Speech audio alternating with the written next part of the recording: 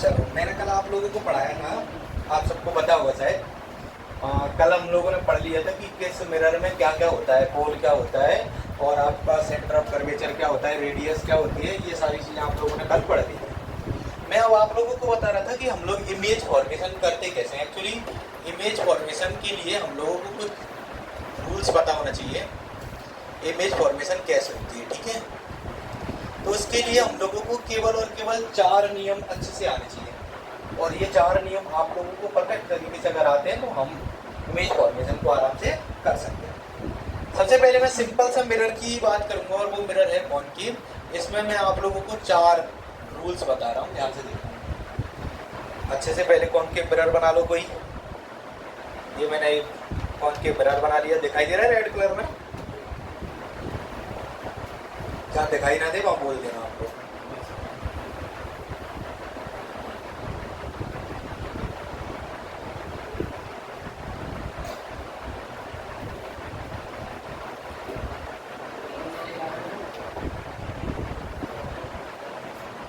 इसको मैंने बाहर से पॉलिश कर दिया। जैसे ही इसे बाहर से पॉलिश किया तो ये केप टाइप का दिखाई दे रहा है, तो ये कौन सा मिरर हो गया? कॉनकेव मिरर हो गया, जिसे अवतल दर्पण बोलते हैं, ठीक है। अब प्रिंसिपल एक्सेस हम किसे कहते हैं? प्रिंसिपल एक्सेस हम किसे कहते हैं? ऐसी कोई भी लाइन जो पोल और सेंटर से होकर निकलती है, ठीक है। तो मैंने आप लोगों से ये कहा कि ये जो लाइन है, यहाँ कहीं सेंटर होगा, यहाँ कहीं फोकस हो गया, मैंने बता दिया। और ये पोल, हम सबको पता है कि सेंटर और पोल का मिड पॉइंट क्या कहलाता है? फोकस कहलाता है। अब केवल हमें 4 नियम बहुत अच्छे से याद रखने किसी भी इमेज फॉर्मेशन के लिए। अगर ये 4 नियम आप लोगों को याद रहते हैं तो आप किसी भी प्रकार की इमेज फॉर्मेशन आराम से कर सकते हैं, ठीक है। सबसे पहला नियम है कि जो भी लाइन प्रिंसिपल एक्सेस से होकर जाती है, जो भी लाइन प्रिंसिपल एक्सेस के पैरेलल जाती है, वो हमेशा किससे होकर निकलती है बच्चा? फोकस से होकर निकलती है। जैसे मैंने एक लाइन प्रिंसिपल एक्सेस के पैरेलल ले, ये देखो ये लाइन, ये क्या है? प्रिंसिपल एक्सेस है। ये लाइन प्रिंसिपल एक्सेस के कैसी गई? पैरेलल गई। तो जो लाइन प्रिंसिपल एक्सेस के पैरेलल जाती है वो किससे होकर निकल जाती है? फोकस से होकर। ये जो लाइन है ये इंसिडेंट रे है, और ये किससे होकर निकल जाएगी? फोकस से होते हुए। सबको समझ आ रहा है? पहला वाला नियम, जो लाइन प्रिंसिपल एक्सेस के पैरेलल जाती है, जो लाइन मुख्य अक्ष के समांतर जाती है, वो फोकस से होकर निकल जाती है। जो भी इंसिडेंट रे प्रिंसिपल एक्सेस के पैरेलल होगी वो मिरर से रिफ्लेक्ट होकर फोकस से होकर निकल जाएगी। इतना क्लियर सबको? पहला वाला रूल क्लियर हो गया। दूसरा वाला रूल देखें। दूसरा वाला रूल इसका अपोजिट है, बिल्कुल अपोजिट। क्या है कि जो लाइन फोकस से होकर जाएगी, कहां से होकर जाएगी? फोकस से होकर। ये देखो ये लाइन फोकस से होकर जा रही है, वो प्रिंसिपल एक्सेस की क्या हो जाएगी? पैरेलल हो जाएगी। बताओ कितना सिंपल है।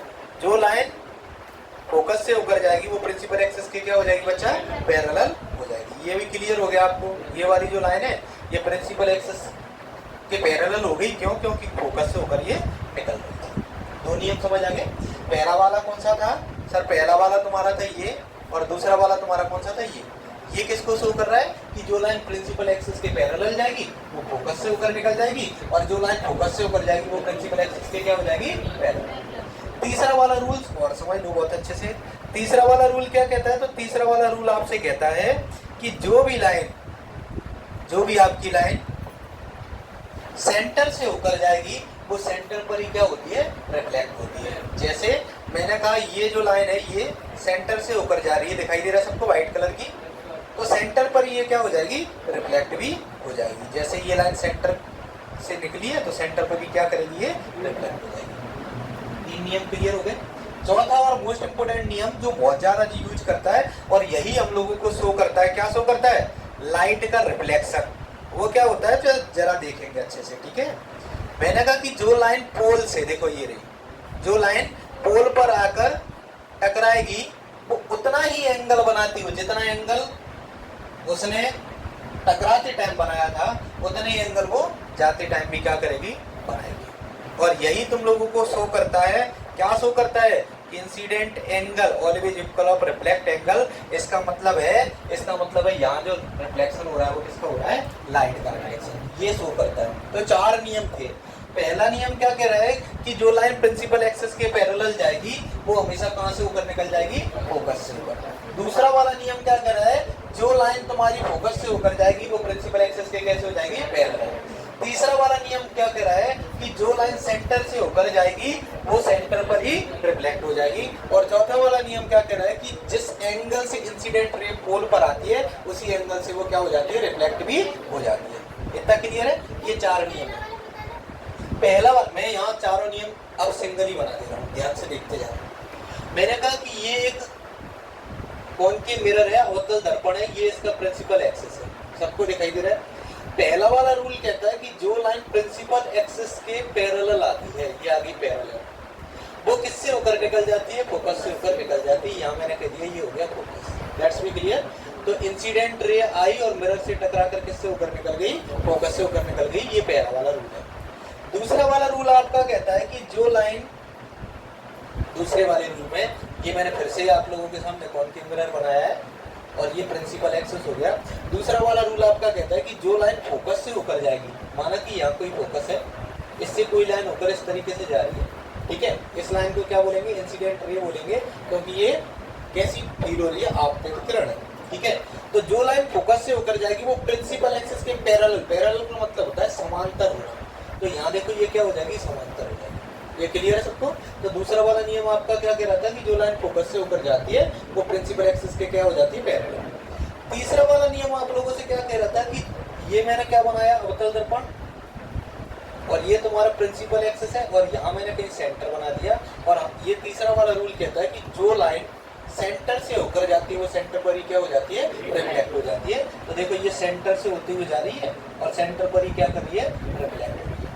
और फोर्थ लॉ मैंने जैसा अभी आप लोगों को बताया कि ये लाइट का क्या शो करता है, रिफ्लेक्शन शो करता है। तो जब ये लाइट का रिफ्लेक्शन शो करेगा तो ये कंडीशन कौन सी होगी, ये आपका क्या हो गया, मान के चलेंगे कॉनकेव मिरर, यहाँ कहीं है पोल।